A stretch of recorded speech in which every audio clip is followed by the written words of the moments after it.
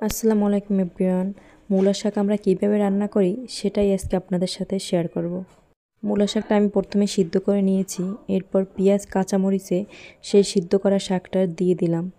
তবে এই শাকটা যত মিহি করে কুচাবেন ততই এর স্বাদ বাড়ে, আমার কাছে এটাই মনে হয়েছে। আর হ্যাঁ, এই শাকটার আর একটা উপকরণ হচ্ছে এই শুকনো মরিচের গুঁড়া। এটা না দিলে এই শাকটার স্বাদই আমার কাছে মনে হয় আসে না।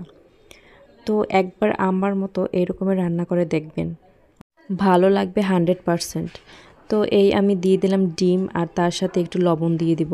প্রথমে আমি লবণটা দেইনি, তবে সিদ্ধ করার সময় একটু দিয়েছিলাম। এখন ভালো করে শাকের সাথে সবগুলো মিশিয়ে নিব।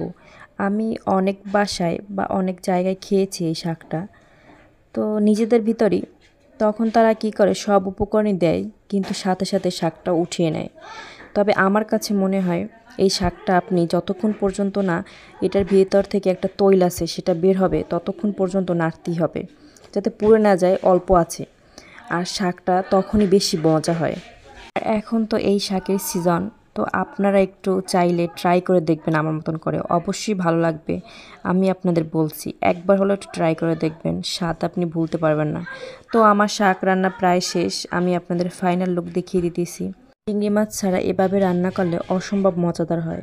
ধন্যবাদ। সাপোর্ট করে সবাইকে পাশে থাকার অনুরোধ রইল।